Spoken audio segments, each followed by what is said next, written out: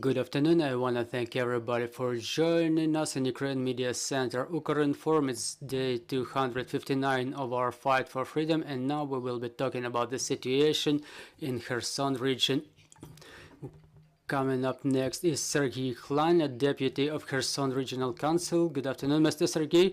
Good afternoon. We are from Ukraine. Kherson is Ukraine. Glory to Ukraine. Glory to the heroes. Mr. Serhii, probably one of the mostly widely discussed topics from Kherson is the information that the Russians blew the Dariusk and Terivsk bridges. Can you comment on that, please? Yes, they blew up not only Dariusk and Tihinsk bridges, but they also blew the bridge in the over the channel on the exit from Snegorivka in Novokarira and Milovka. They blow up all the bridges possible in the right bank of Kherson region. The occupiers are preparing their withdrawal in this way to deter the offensive action of the Ukrainian armed forces. The occupiers don't observe in the area, in the Bereslav region, Kachkarivka, Milovka, New Kairi, Berezivka, Chervony Yar, Pyatikhatka. As of today, the occupiers are not observed there. They left these areas. It's not confirmed information, but we don't observe any of them in those places. But we have the information that as of yesterday, the occupiers reinforced their fortifications by personnel in the half a click from Kakhovka hydraulic power plant dam, and today an information emerged that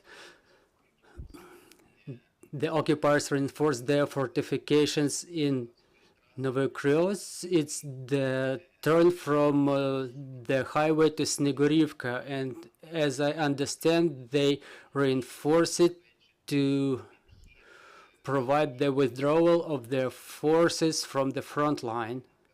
So we can say that under the pressure of our armed forces, the occupiers are preparing and they do everything possible not to make it a complete failure of the front line, but to make it look as the planned withdrawal from the front line.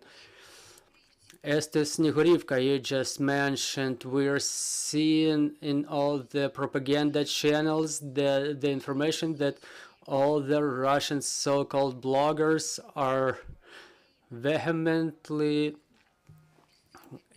weeping, and even the local collaboration is confirmed that there are battles going on in that area. Maybe you have some information you can disclose now, and does it say that the enemy is withdrawing?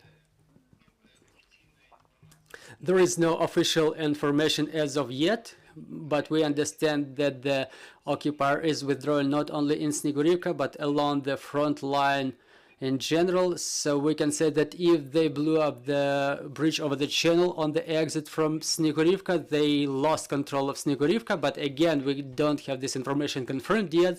They blew up bridges intentionally to deter the movement of our armed forces, and we can say it firmly about Novi Kairi, Milove. They blow the bridges there to stop the offensive, the pressure of our armed forces, and in order not to allow the full failure on the front line. And talking about the Darievka, the bridge which was blown over Ingulets, which divides the region into two halves. So the area of Snegorivka and Mykolaiv is separate, and Borislav area is another thing, and we observe the mass withdrawal of enemy forces in that area, which says that we will have the more steady advance of our forces in that direction. In the Snihurivka and Mykolaiv area, it will be slower, but we have to recognize that the occupiers flee, that the occupiers withdraw, and their main task, even with the reinforced fortifications that they install in the outskirts of Kherson and in Kazatska, half a click from Kakhovka hydraulic power plant dam. So it's made in order to provide their withdrawal, so we can say that the occupation of Kherson region went on an active stage. We see quite an intense advance of our armed forces and the liberation of our Kherson region, for the time being the right bank. There is information that the forces in Kozatske, that there will be total filtration measures taking place. Do you have any information from local population? Yes, this information emerged yesterday, right after the information of the occupiers' reinforcements in that area. They reinforced their fortification with material and personnel. Now they implement the measures to have the local population not to disclose the information about their location, the location of Russian troops. And that's why specifically the information on the intensification of filtration means is directed at this. By the way, today in Kherson, the three-color rags disappeared from the buildings of the Maritime College, Maritime Academy, and trade union buildings. So we see the movement of three-color rags following the Russian battleship. There is still one over the mayor's administration, the city council in Kherson, but it will be removed soon, and shortly the city of Kherson itself will be deoccupied. Mr. Serhii, some information surfaced that the city of Kherson is without power and communication. Can you confirm it? Yes, it's the fourth day that Kherson is without light and without communication, but thanks to our internet providers, they managed to put together the equipment that provides internet signal, and they get it connected for short periods with the help of diesel generators, and we establish communication with our people in Kherson. Once a day we communicate with them. As of now, it's a huge problem to get a phone charged. Sometimes the power goes back on, but most of the time it's absent. The humanitarian situation is currently critical because all the food products in the refrigerators are under threat. All the bases are under threat. So today Kherson is on the verge of humanitarian catastrophe, and the only thing that helps people survive is the teamwork of the citizens, of the municipal dwellers with farmers. But we have to recognize that the prices for food products went double-fold, and the right bank of Kherson and Kherson region switched to self-provision mode, and people help each other. Dear colleagues, your questions, please. Irina Mamchur, Ukrinform. Good afternoon. I have two questions. First of all, is there any information about the so-called evacuation in the left bank of Kherson region? Does the enemy continues their agitation and promulgation of this evacuation?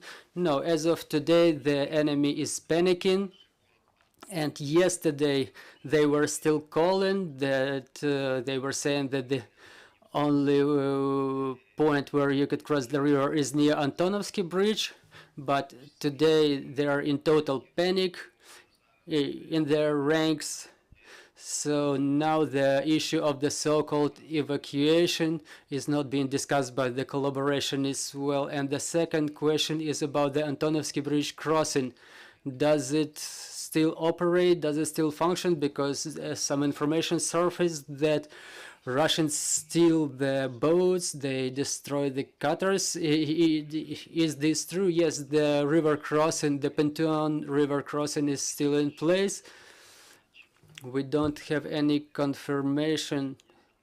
Oh, there was a confirmation about the barge crossing, but we don't have final information as of now. But the Pantheon crossing still operates.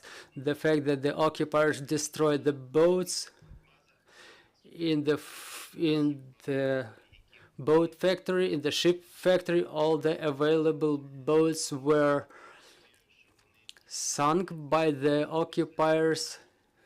So they do it for the purpose in order not to make them available for us after their withdrawal from Kherson to build any possible installations there. So that's why they sunk all the boats in that region, in that area. Thank you, sir.